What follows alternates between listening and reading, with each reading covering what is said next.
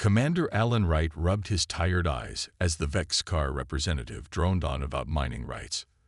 The massive council chamber, with its soaring crystal ceiling and hundreds of alien delegates, had once filled him with wonder. Now it just gave him headaches. The motion to approve extraction permits for the Neptune satellite system will proceed to vote, announced High Counselor Zuth, the ancient Pellerin who had chaired these meetings for longer than humans had been in space. Ellen straightened in his seat. Point of order, High Counselor. Earth has submitted formal environmental impact concerns that have not been addressed. Zuth's four eyes blinked slowly, one after another. The concerns were reviewed and found insufficient to delay the vote. The Council recognizes the economic importance of Neptunium deposits to the galactic market. Those moons are in Earth's home system, Alan said, struggling to keep his voice level. Our scientists have identified 16 endangered xenobiology specimens that would be threatened by the proposed mining operations. Murmurs rippled through the chamber, not of support, but of annoyance. Alan had heard it too many times before. The sound of older species dismissing human concerns. The vote will proceed, Zuth said firmly. Alan watched in silent fury as the holographic tally appeared above the central platform. The mining rights passed with an overwhelming majority. Only Earth and its few allies had voted against it. Later that day, Alan sat in the small human embassy on Galactic Center Station, composing his report to Earth. His deputy, Linda Carter, brought him a cup of coffee. "Bad day?" she asked. "Just like all the others," Alan replied. 87 years we've been part of this council. We'd followed every rule, honored every treaty. And they still treat us like children who should be seen and not heard. Linda nodded. The Arcturus trade agreement renewal is next week. Should I prepare the standard objections? Why bother? Alan said, surprising himself with the bitterness in his voice. They'll ignore them like always. As he finished his report, Alan added a personal note at the end. I believe we have reached the limit of what traditional diplomacy can achieve in this forum. 3 days later, aboard the United Earth Government flagship Liberty, Admiral Patricia Miller presented her findings to the Security Council. The ship's conference room was secure against any alien surveillance. For the past 15 years, my team has been tracking discrepancies between Council public policy and actual enforcement, she explained, her silver hair gleaming under the bright lights. The pattern is clear and deliberate. The wall screen displayed a series of graphs and star maps. Human expansion requests denied at a rate 387% higher than other mid-tier species. Technology sharing initiatives where we contribute but receive limited access in return. Trade routes systematically redirected away from Earth-controlled systems. President Sam Collins, a calm man with dark skin and a carefully neutral expression, studied the data. You're suggesting this is coordinated? Yes, sir. The statistical analysis is conclusive. The founding species of the Council are deliberately limiting human influence while extracting maximum benefit from our participation. Defense Secretary Eric Johnson frowned. Why? We've been model citizens. Because we learned too quickly, Patricia said. In less than a century, we've advanced from our first starship to becoming a mid-tier power. It took the Zentari 300 years to do the same. We make them nervous. The room fell silent as the implications sank in. What are our options? Asked Karen Bishop, Director of Strategic Planning. Patricia's eyes gleamed. We've been developing contingencies for this scenario for decades. Project Prometheus is ready to implement. President Collins looked around the table. This is not a small step. If we withdraw from the Council completely, we risk isolation, possibly even military confrontation. With respect, sir, Patricia replied, we're already isolated. The difference is whether we control the terms. The President nodded slowly. Put it to a vote. One by one, the 12 members of the Security Council pressed their thumbs to the voting panels. The result was unanimous. Very well, Collins said quietly. Initiate diplomatic withdrawal procedures. God help us all. The next council session began like any other. Species from across the galaxy filled the massive chamber, their voices a mix of sounds no human throat could make. Jack Sanders, Earth's senior ambassador, sat quietly at the human delegation's table. Unlike Commander Wright, Jack had a reputation for being mild and agreeable. Some aliens even called him the reasonable human behind his back. Today, Jack wore his formal blue uniform with all his medals. His gray hair was neatly combed, his face calm. No one noticed that every human in the room was similarly dressed in full formal attire. High Counselor Zuth called the session to order. Before we address the scheduled agenda, the human delegation has requested time to make an announcement. The chair recognizes Ambassador Sanders. Jack walked slowly to the central speaking platform. The room quieted. His heart pounded, but his voice was steady when he spoke. Esteemed members of the Galactic Council, for 87 years, humanity has participated in this forum with good faith and honest intentions. We have contributed our technology, our resources, and our unique perspectives. We have followed your rules, respected your traditions, and defended your interests alongside our own. He paused, looking around the room. Some delegates were already looking bored, expecting another human complaint. Today, by unanimous vote of the United Earth Government, I am authorized to inform you that Earth and all human colonies are withdrawing from the Galactic Council, effective immediately. The chamber erupted. Delegates jumped to their feet, shouting questions and objections. Zuth banged his ceremonial staff for order. All treaties, trade agreements, and diplomatic arrangements between Earth and Council members are hereby suspended. Jack continued when the noise decreased. All Council species have 30 standard days to remove their personnel and property from human territories. All human territories are now closed to Council traffic without specific invitation. The uproar grew louder. A Zentari diplomat shouted, "You cannot do this. The withdrawal process requires a minimum 2-year transition period." Jack looked directly at him. "We are not following the withdrawal process. We are simply withdrawing." "This is illegal," cried Delegate Voss of the Drev Confederacy. "Perhaps," Jack agreed calmly, "but it is happening nonetheless." As he spoke, across the galaxy, human ships were already changing course. At trading posts on 100 worlds, human merchants were closing their accounts. On distant planets, human scientists were packing up their labs. The withdrawal had begun the moment the vote was cast. In perfect unison, the 238 human diplomats in the council chamber stood up. They removed their communication devices and credentials, leaving them on their tables. Without another word, they walked toward the exits. "This is an outrage," shouted Councillor Trev of the Pellerin Banking Consortium. "The economic disruption will be catastrophic. You must reconsider." Jack turned at the main door. "The Council has dismissed human concerns for decades. Now you will learn what it means when humans dismiss yours." The delegation departed, leaving stunned silence behind. In a private chamber adjacent to the Council Hall, Councillor Zix Terene of the Illuvian Hegemony met urgently with the Security Committee. "We must respond immediately," insisted Voss of the Drev. "Show of force. Blockade their system."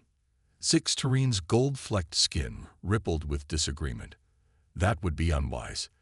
This is not an emotional outburst." "What do you mean?"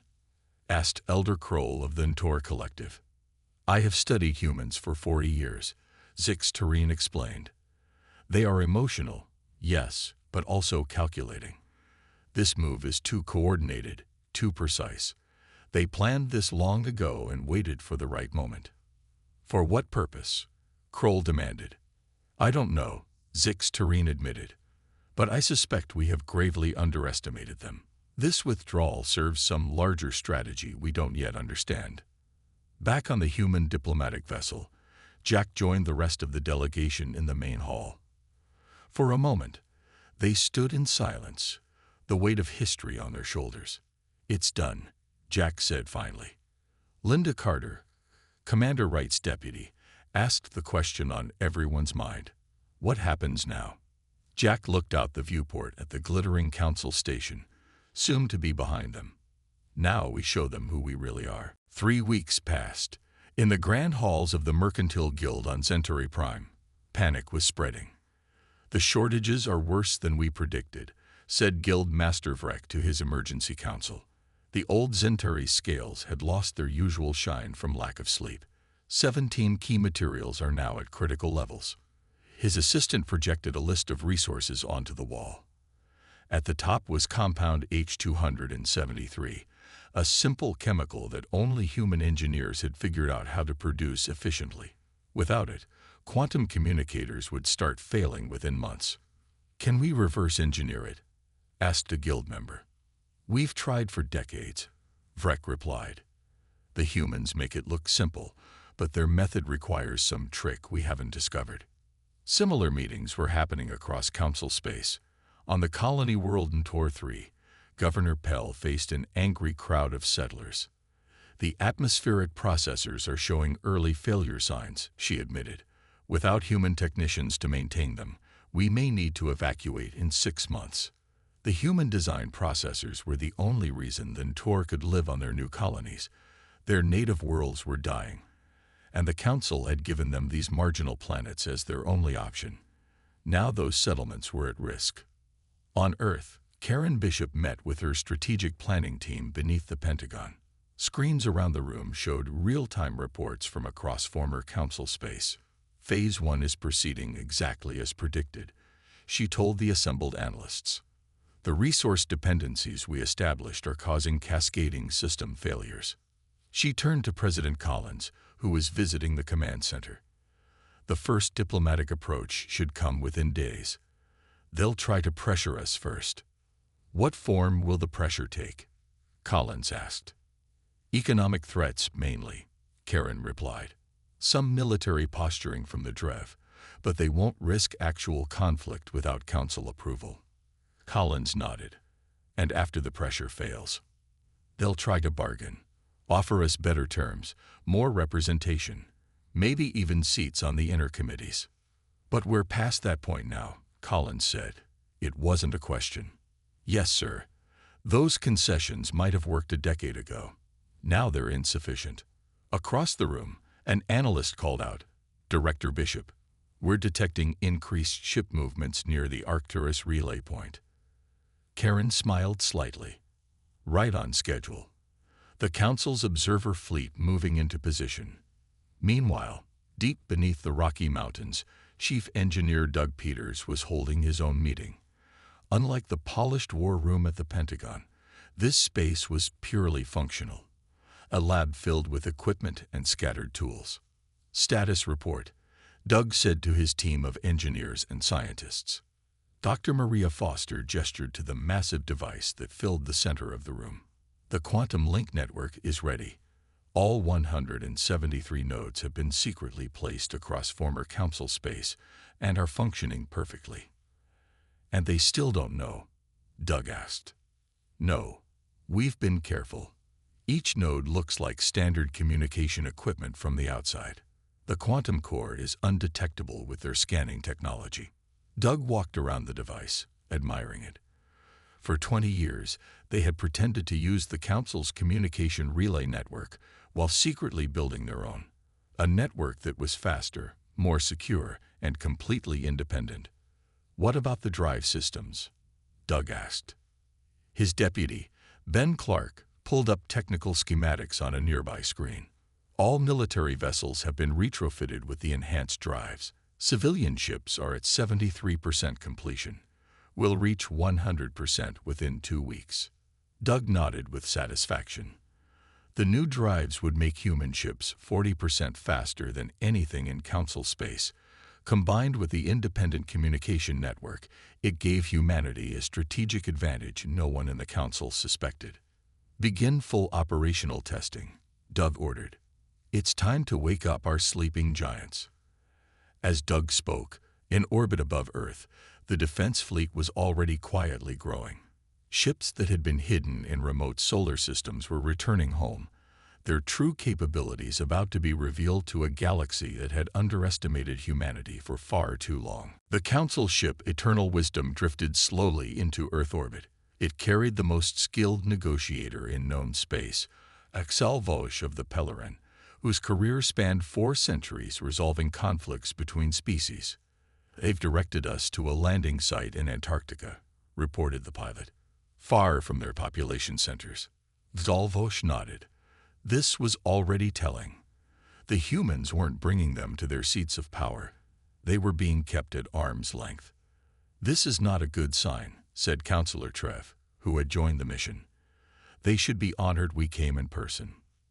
Zalvosh's mouth tentacles curled in mild amusement. "I believe that is precisely the attitude that created this problem, Counselor." The delegation landed at the remote Earth facility, a sleek building nestled among icy mountains. They were greeted by Ambassador Lisa Hayes, a middle-aged woman with short blonde hair and a professional smile that didn't reach her eyes. "Welcome to Earth," she said. "I hope your journey was comfortable." Inside a sparse meeting room, Zalvosh presented the Council's offers. First came the threats, thinly disguised as concerns. "The disruption to interstellar commerce is severe," Trev explained. "If it continues, the Council may have no choice but to impose significant sanctions." Lisa made a note on her tablet but said nothing. Zalvosh moved to more concrete offers. "We are prepared to grant Earth 2 permanent seats on the Inner Council," he said, "and exclusive mining rights to your entire home system." "That's very generous," Lisa replied without emotion. "I'll convey your offer to my government." After 4 days of increasingly desperate proposals met with only token responses, Zalvosh realized they were getting nowhere. The humans were simply going through the motions of diplomacy. As the Council delegation departed, Zalvosh turned to Lisa. "This is truly your path. Isolation." For the first time, she gave him a genuine smile.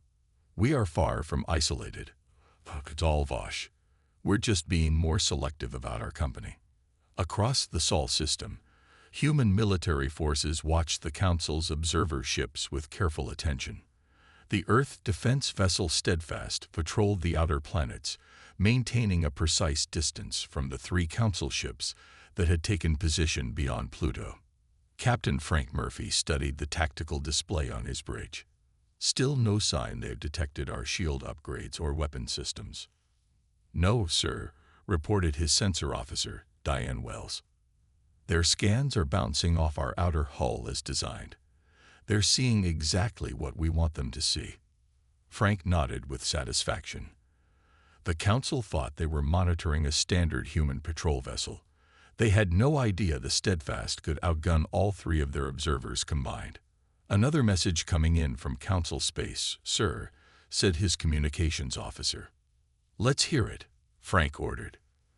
The message was another trade consortium begging Earth to resume material shipments. Since withdrawing from the Council, humanity had received over 200 such pleas. President Collins had ordered that they all receive the same response: polite acknowledgement, no commitments. On the Galactic Council homeworlds, the economic disruption was turning into a crisis. The Pellerin Banking Consortium, which had stood for 8,000 years, announced it faced insolvency. 6 smaller species had formally petitioned the Council to make significant concessions to humanity. In the Grand Council chamber, now half empty as many delegates had rushed home to deal with local problems, councilors faced growing rebellion. "You must convince the humans to return," shouted the representative from Belix 4, a small mining world. "Our economy will collapse within months without their technical support." Zuth's 4 eyes blinked in sequence, a sign of deep stress. "We have tried. They are unreceptive." "Try harder," called another voice. "Offer them anything they want." From his seat in the shadows, Councilor Zix Tareen watched the panic with growing concern. The humans had calculated perfectly. They had made themselves essential to the galactic economy while appearing to be just another mid-tier species. "I fear," he whispered to his aide, "that we are only seeing the beginning of their strategy. The real revelation is yet to come." And he was right. On Earth, in the Undersea Command Center beneath the Pacific Ocean, Admiral Patricia Miller was about to launch the next phase of humanity's plan. The Zentari spy ship, Whisper, moved silently through the debris field at the edge of the Sol system. Its stealth systems were the best in the Council fleet, designed to be undetectable even at close range. Captain Vrex watched his sensor displays carefully. His mission was simple but critical: discover why the humans were so confident in their isolation. Movement at bearing 047, reported his sensor officer. Human transport vessel, heading toward Mars. Track it, Vrex ordered, but maintain distance. For 3 days, the Whisper had been monitoring human ship movements, looking for patterns or anomalies. Vrex had noticed something odd. Human ships never seemed to use the standard communication relays. Yet they coordinated perfectly. "Captain," energy spike from the transport, the sensor officer called suddenly. Vrex leaned forward. "What kind of spike?" "Unknown. It's gone now." Very brief, not matching any known human technology. Vrex's instincts tingled. "Position us to intercept its path after it passes Mars. I want detailed scans of that ship." When the human transport emerged from behind Mars, the Whisper was waiting. Its advanced sensors probed the human vessel, penetrating its outer hull. "Captain, I'm detecting something unusual," said the science officer, her voice rising with excitement. "There's a device in their communication array that doesn't match any known human tech specs." "Can you identify it?" Vrex asked. "No, but it appears to be generating quantum field fluctuations. Very sophisticated." Vrex felt a chill run through his scales. "Quantum communications? That's impossible. The humans don't have that technology." "The evidence suggests otherwise, sir." Vrex made a decision. Break stealth. Move to intercept and prepare to board.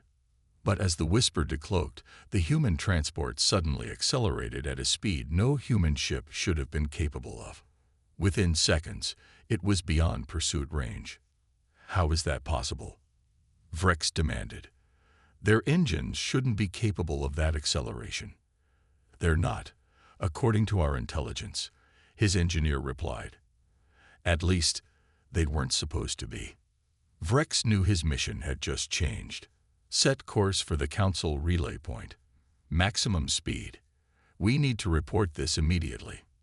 In the Council's Intelligence Center on Galactic Center Station, the information from the Whisper created a firestorm. Analysts worked frantically to piece together what it meant. "It appears the humans have developed their own quantum communication network," explained the chief analyst to the Emergency Security Committee meeting.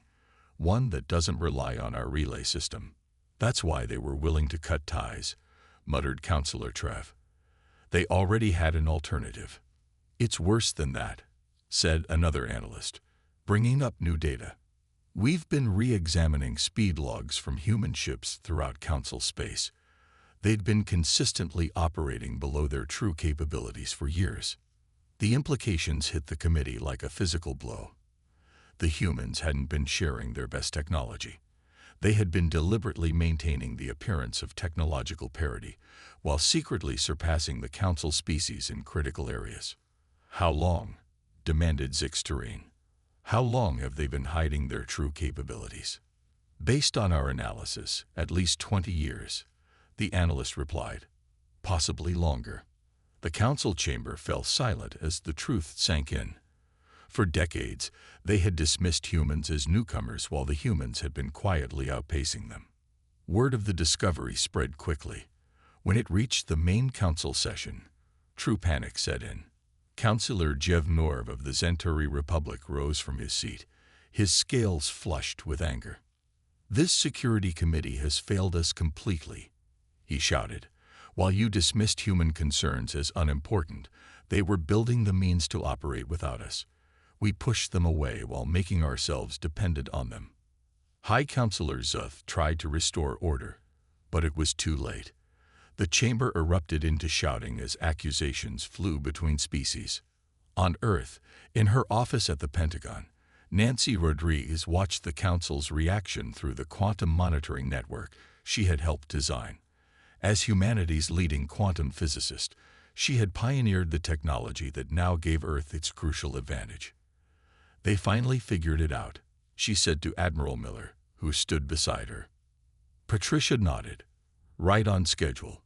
Now we move to the next phase." The Council chamber, once a place of order and dignity, had turned into a battlefield of words.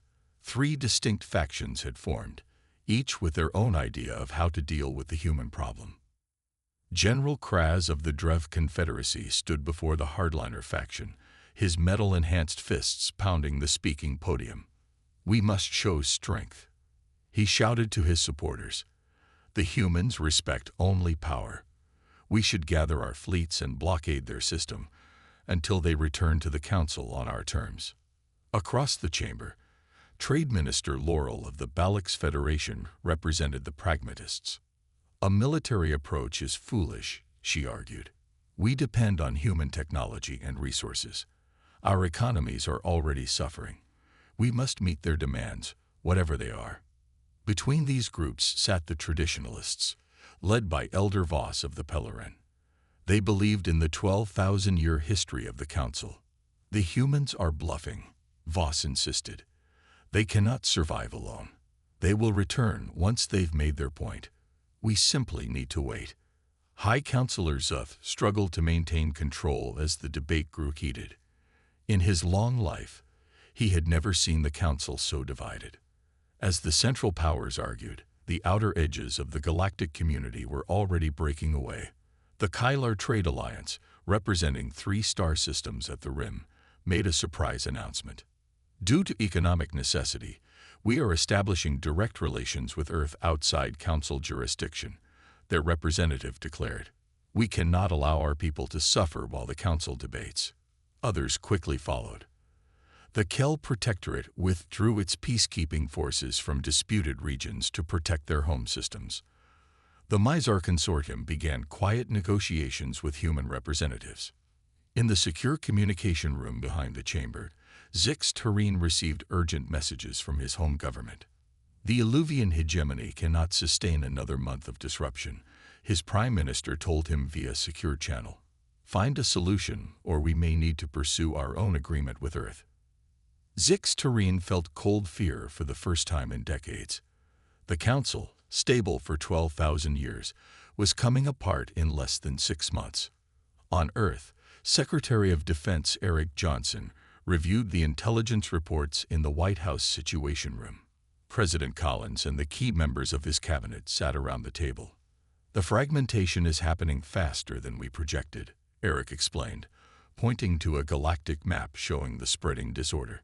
3 trade systems have already approached us for direct relations, and 5 more are signaling interest. "The hardliners?" Collins asked. "Still pushing for military action, but they're losing support daily. Even the Drev are having second thoughts as their economy falters." Karen Bishop nodded with satisfaction. "We can move to Phase 3 ahead of schedule." "Are we ready?" Collins asked. Admiral Miller stepped forward. "Yes, sir. Our ambassadors are prepared. The technology packages have been assembled. We can begin the Mars conference in 2 weeks instead of waiting the full 6 months." Collins looked around the table at the architects of humanity's new galactic strategy. "I never thought I'd say this, but their arrogance made this too easy. They never bothered to really understand us." "That's been their weakness all along," Karen agreed. "They saw us as just another species to fit into their hierarchy. They never considered we might be playing a completely different game." Eric smiled. "The oldest trick in human history, letting your opponent underestimate you." Collins stood, signaling the end of the meeting. "Proceed with Phase 3. Let's show them what a real alliance looks like." Back in Council space, the Drev war cruiser Inevitable Victory prepared to lead a fleet of 40 ships toward the Sol system. General Kraz had convinced enough of the hardliners to attempt a show of force. "The humans must be taught respect," Kraz told his captains via holographic conference.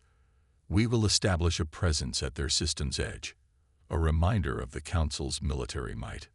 But as the fleet prepared to depart, an urgent message arrived from Drep High Command. Mission aborted, the message read. Return to defensive positions. Kraz was stunned. Why? He demanded of his communications officer. Sir, reports coming in. Human ships have been spotted near the Arcturus Gate. Many ships. More than we thought they had. Kraz felt his confidence waver for the first time. How many? At least 200 vessels, sir. And they're not the designs we're familiar with. They're bigger. 6 months after the withdrawal, the red planet Mars hosted an unusual gathering. Representatives from 15 mid-tier council species arrived at the new human diplomatic center built into the side of Olympus Mons, the largest mountain in the solar system. Unlike the cold reception given to the council delegation in Antarctica, these visitors were welcomed warmly. They were given tours of human settlements, shown advanced Earth technology, and treated as equals. Chief Diplomat Olivia Martinez led the conference. She was tall and elegant, with deep brown eyes that conveyed both intelligence and warmth. The visitors were immediately at ease with her, unlike the stiff formality they had grown used to in council meetings. Welcome, friends, Olivia said as she opened the main session. Thank you for having the courage to meet with us directly. The alien delegates sat around a circular table. There was no high seat, no position of honor. All were equal here. Let me be clear from the start, Olivia continued. Earth did not withdraw from galactic society. We withdrew from a broken system that served only its oldest members. Today, we offer an alternative. She activated a holographic display showing a new type of interstellar alliance, one based on equal standing and mutual benefit, rather than the hierarchical structure of the Council. We call it the Interstellar Cooperative, she explained. All members have equal voting rights. Technology is shared freely. Trade benefits all parties. Military forces are combined for common defense. The delegates listened with growing interest as Olivia outlined the details. Then came the part they had been waiting for, what Earth offered as incentives to join. Each founding member will receive access to our quantum communication network, Olivia said. No more reliance on Council relay stations. Additionally, we will provide enhanced drive systems for your ships, increasing their speed by at least 40%. Murmurs of excitement filled the room. These technologies alone would free these species from Council control. And finally, Olivia said, we offer preferential trade status. Your goods will have priority in human markets. Your resource needs will be met first. The representative from the Kylar Trade Alliance spoke up. This is generous, but what do you want in return? Olivia smiled. Your independence from the Council. As our allies, we ask only that you no longer allow the Council to dictate your relationships with Earth or other species. It was a masterful offer, carefully targeted at species who had long chafed under the domination of the Council's founding members. These were worlds with growing economies and populations, but limited political power in the old system. Back on Galactic Center Station, news of the Mars Conference caused panic. Urgent messages flew between Council homeworlds as the implications became clear. They're poaching our members, Councillor Trev said in horror, creating a rival power block. Zix Terene nodded grimly. Targeted precisely at our most vulnerable point, the mid-tier species who have legitimate grievances about representation. In the main council chamber, now with many empty seats, High Councillor Zuth faced the harsh truth. The ancient alliance, stable for 12,000 years, faces its first serious threat of dissolution. He announced to the remaining members, we must reform, or we will not survive. But it was too late for simple reforms. The founding species realized they had been outmaneuvered in a game they didn't know they were playing. On Mars, as the conference concluded its third day, votes were already being taken. 12 of the 15 species had committed to joining the new cooperative. The remaining 3 asked for small adjustments to the terms. In her private office overlooking the Martian landscape, Olivia spoke with President Collins via Quantum Link. It's working even better than we hoped, she reported.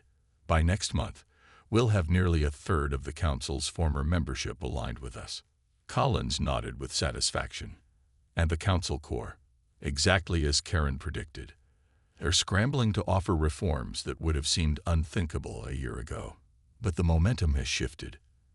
Their power is breaking. Collins smiled. Remind me to thank them someday. For what? Olivia asked. For underestimating us for so long. It gave us time to prepare. 1 year after humanity's dramatic exit from the Council, the galaxy had transformed. The Grand Council Chamber, once filled with representatives from over 500 species, now held barely half that number. The mighty alliance that had ruled the stars for 12,000 years still existed, but its power had diminished greatly. A third of its former members had joined Earth's interstellar cooperative. Another quarter were in active negotiations to follow. The balance of power had shifted in ways no one could have predicted just a year earlier. On Europa, the icy moon of Jupiter, the new cooperative headquarters had been built. Its crystal dome reflected the light of distant stars, a symbol of the new alliance rising from humanity's bold gamble. Ambassador Greg Bennett, a soft-spoken man with a strategic mind, welcomed the newest members to the cooperative chamber, representatives from the Gauri Consensus, a group of 7 worlds from the galactic rim, took their seats at the circular table. We are honored to join this new path, said the Gauri speaker, her translator converting her musical language to standard human speech. The Council ignored our needs for centuries. Greg nodded in understanding. Humanity never wanted to leave galactic society, he explained to the assembly. We just needed to reshape it into something that respects all sentient beings equally. After the ceremony, Greg walked with Admiral Miller through the station's observation deck. Beyond the transparent walls, human ships patrolled the Jupiter system, their enhanced capabilities now openly displayed. General Kraz's fleet is still holding position at the edge of Arcturus, Miller reported. But they haven't moved closer in months. Our demonstration of force was effective. Greg smiled. Fear is a powerful motivator, but a poor foundation for peace. That's where the Council went wrong. They ruled through tradition and implicit threat rather than mutual benefit.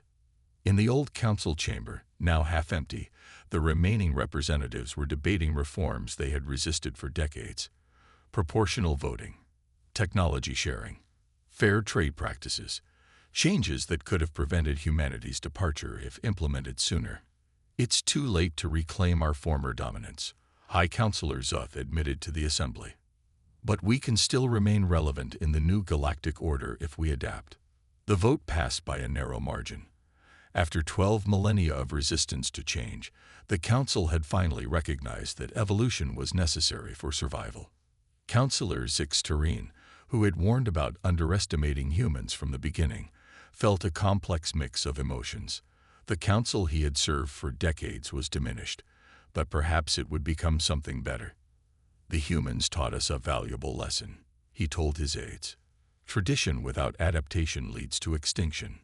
On Earth, in the Oval Office, President Collins reviewed reports from across known space with his Chief of Staff, Diane Powell. The quantum network hummed with information from 100 worlds, presenting a complete picture of the new galactic landscape. The cooperative now controls 37% of galactic trade routes, Diane summarized. Our technology-sharing initiative has brought 17 formerly struggling colonies to self-sufficiency, and the Council has finally enacted the reforms we suggested 7 years ago. Collins nodded, allowing himself a small smile. Sometimes, he mused, you have to leave the table to change the game. Was it worth the risk? Diane asked. If they had united against us instead of fracturing, we would have found another way, Collins said confidently. Humanity has always been adaptable. That's our true strength. In orbital shipyards above Mars, the newest generation of human vessels took shape. They were not primarily warships, though they carried defensive capabilities. These were exploration ships designed to venture beyond known space. Doug Peters, now director of the Cooperative Technology Division, watched their construction with pride. The quantum communication modules and enhanced drive systems his team had developed in secret were now being shared with their allies. "What's next?" asked Maria Foster, standing beside him. Doug gestured toward the stars visible through the viewport.